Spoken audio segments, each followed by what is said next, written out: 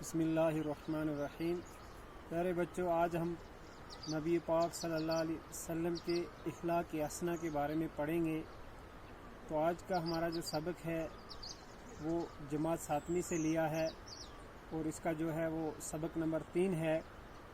تو ہم آپ صلی اللہ علیہ وسلم کے اخلاق حسنہ کیا ہیں ان کے بارے میں آپ کے سامنے میں کچھ بیان کروں گا، اور آپ انشاءاللہ لفظ بہ لفظ غور سے پڑھیں گے اور یاد بھی کریں گے۔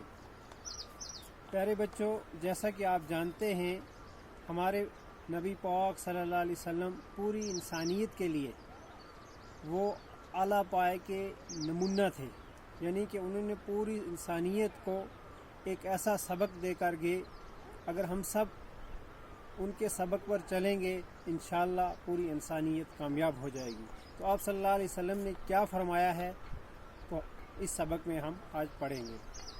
محسن انسانیت رحمت دو عالم حضرت محمد صلی اللہ علیہ وسلم کی پوری زندگی اور آپ صلی اللہ علیہ وسلم کی سیرت پاک تمام انسانوں کے لیے بے مثال نمونہ ہے۔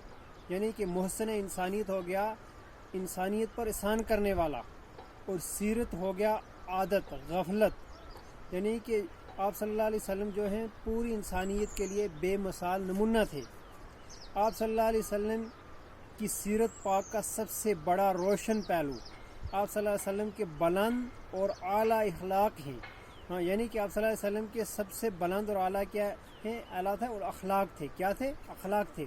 آپ صلی اللہ علیہ وسلم خلق عظیم، یعنی سب سے بڑا، عظیم ہوتا ہے بڑا، سب سے زیادہ متاثر، خلق عظیم سب سے زیادہ متاثر کرتا ہے، اور عالم انسانیت کے لیے ایک درس ہے۔ پوری دنیا کے لیے کیا ہے؟ ایک درس ہے۔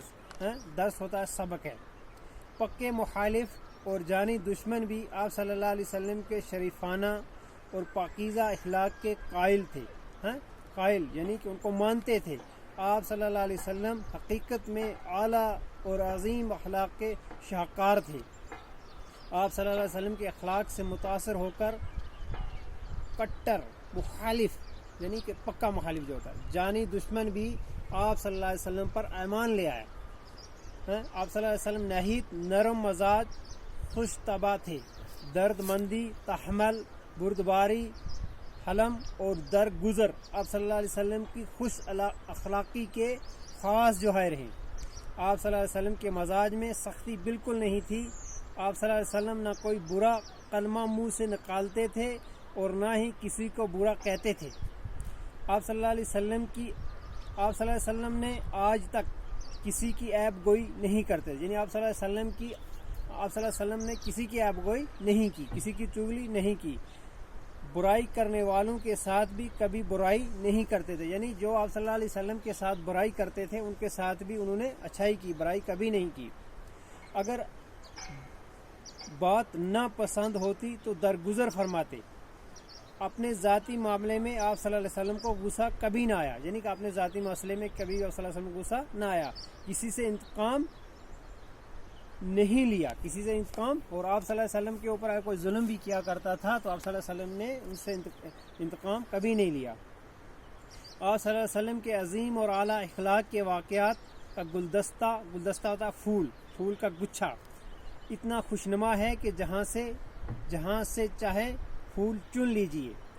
یہاں چند واقعات کا ذکر کیا جاتا ہے جن لوگوں کے شر اور ظلم کی وجہ سے، یعنی بہت سارے لوگوں نے آپ صلی اللہ علیہ وسلم کے اوپر ظلم بھی کیا، ستم بھی کیا۔ آپ صلی اللہ علیہ وسلم کو مکہ معظمہ سے ہجرت کر کے مدینہ منورہ میں جانا پڑا تھا۔ آپ صلی اللہ علیہ وسلم کے اوپر جب بہت سارے یہود و نصارہ نے کیا کیا، ظلم کیا، تو آپ صلی اللہ علیہ وسلم نے کیا کیا، وہاں سے چلے گئے، اور پھر انہوں نے جو ہے مکہ معظمہ کو چھوڑ کر مدینہ منورہ میں چلے گئے۔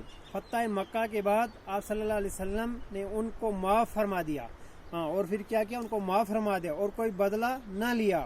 ایک مرتبہ ایک منافق نے قتل کرنے کے ارادے سے آپ صلی اللہ علیہ وسلم پر حملہ کیا، لیکن وہ کامیاب نہ ہو سکا۔ حضور صلی اللہ علیہ وسلم نے اس کو بھی معاف کر دیا۔ یعنی کہ ہمیں اس سے یہ سبق ملتا ہے کہ ہمارے نبی پاک صلی اللہ علیہ وسلم کتنے محسن تھے، کہ آپ صلی اللہ علیہ وسلم کے کتنے اعلیٰ پایہ کے اخلاق تھے، اعلیٰ پایہ کا کردار تھا، کہ جو ہے دشمن کو جس نے مارنے کا قتل کرنے کا ارادہ کیا حملہ کیا لیکن ان کو بھی آپ نے معاف کر دیا۔ تو ایک بار کیا ہوتا ہے کہ آپ صلی اللہ علیہ وسلم بازار سے گزر رہے تھے۔ کہاں سے گزر رہے تھے؟ بازار سے۔ ایک صحابی نے آپ صلی اللہ علیہ وسلم کی خدمت میں حاضر ہو کر عرض کیا، اے اللہ کے رسول صلی اللہ علیہ وسلم، مجھے آپ صلی اللہ علیہ وسلم سے کچھ مشورہ کرنا تھا۔ اگر آپ صلی اللہ علیہ وسلم تھوڑی دیر کے لیے یہاں ٹھہر جائیں تو میں بازار سے سودا سلف خرید کر گھر رکھا ہوں۔ اور حضور صلی اللہ علیہ وسلم نے فرمایا، میں یہاں ٹھہر کر تمہارا انتظار کرتا ہوں، جلدی آ جانا۔ وہ صحابی گھر جا کر یہ بات بھول گئے کہ حضور صلی اللہ علیہ وسلم کو بازار میں ٹھہرانے کو کہہ کر آئے ہیں۔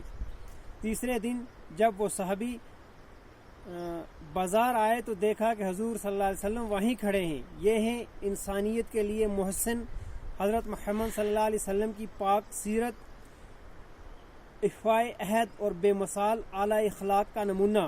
یعنی کہ دیکھو آپ صلی اللہ علیہ وسلم کا کتنا اعلیٰ پائے کا اخلاق تھا کہ آپ صلی اللہ علیہ وسلم نے ایک کو کہا کہ میں یہاں انتظار کر رہا ہوں، آپ جلدی واپس آنا، لیکن وہ جا کر بھول جاتا ہے اور 3 دن کے بعد واپس آتا ہے، اور 3 دن تک آپ صلی اللہ علیہ وسلم وہیں کھڑے رہتے ہیں۔